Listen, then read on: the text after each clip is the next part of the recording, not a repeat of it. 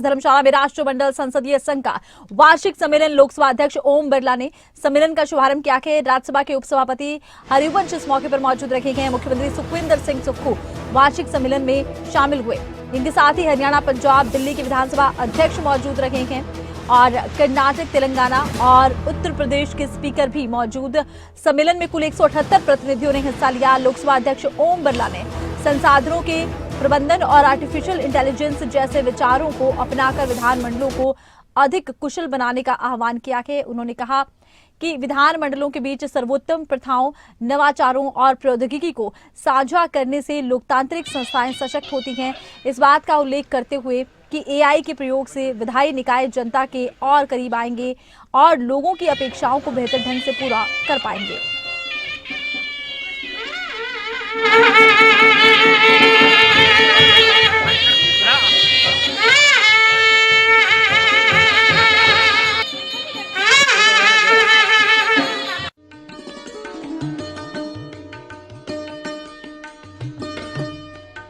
प्रदेश के स्वास्थ्य संस्थानों का कायाकल्प किया जा रहा है। स्वास्थ्य संस्थानों को अत्याधुनिक मशीनों से लैस किया जा रहा है। प्रदेश में मेडिकल टेक्नोलॉजी पर 1350 करोड़ रुपए खर्च किए जा रहे हैं। सभी मेडिकल कॉलेजों में चरणबद्ध तरीके से 3 टेस्ला MRI मशीनें भी स्थापित की जा रही हैं। लोगों को बेहतर स्वास्थ्य सेवाएं प्रदान करने के लिए 69 आदर्श स्वास्थ्य संस्थानों में 6 विशेषज्ञ चिकित्सक नियुक्त किए जा रहे हैं। IGMC शिमला में नए कैंसर अस्पताल भवन और ट्रॉमा सेंटर को शुरू किया गया है।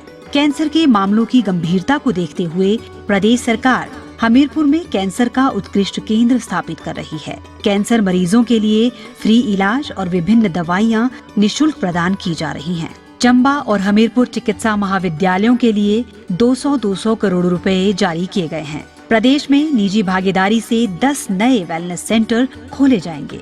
70 वर्ष से अधिक आयु के वृद्धजनों के लिए मुख्यमंत्री वृद्धजन देखभाल योजना के अंतर्गत स्वास्थ्य और पैरामेडिकल स्टाफ मोबाइल वैन के माध्यम से घर घर जाकर स्वास्थ्य परीक्षण की सुविधा उपलब्ध करवाई जाएगी।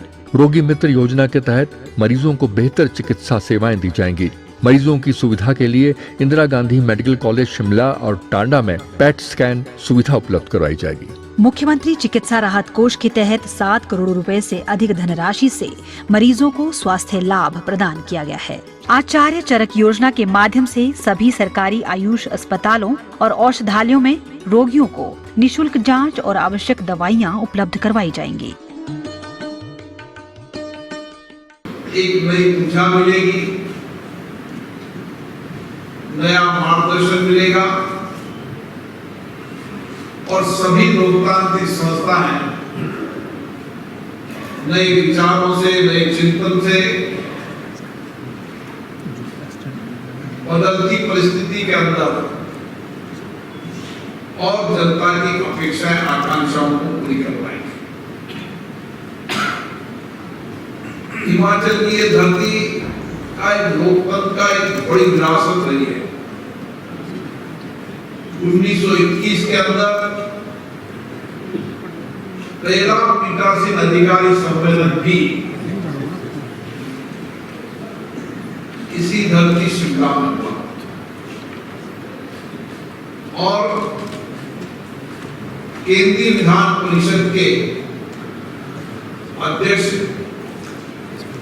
विठल भाई पटेल जी का चयन भी इसी धरती पर हुआ।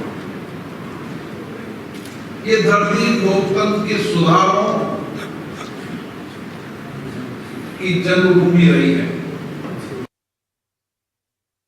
इस सम्मेलन का उद्देश्य विधायी प्रक्रियाओं को अधिक सुदृढ़ बनाना, लोकतांत्रिक संवाद को बढ़ावा देना और क्षेत्रीय सहयोग को प्रोत्साहित करना है।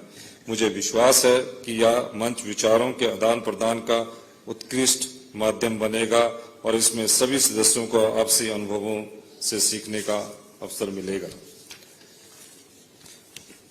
हिमाचल प्रदेश सरकार लोकतांत्रिक मूल्यों की रक्षा और विधायी पारदर्शिता को बढ़ाने के लिए सदैव संकल्पबद्ध है। हमारी सरकार और हमारी विधानसभा लोकतांत्रिक आदर्शों को मजबूती देने, तकनीक के माध्यम से सुशासन को बढ़ावा देने और आम जन में से सीधा जुड़ाव सुनिश्चित करने के लिए निरंतर कार्य कर रही है।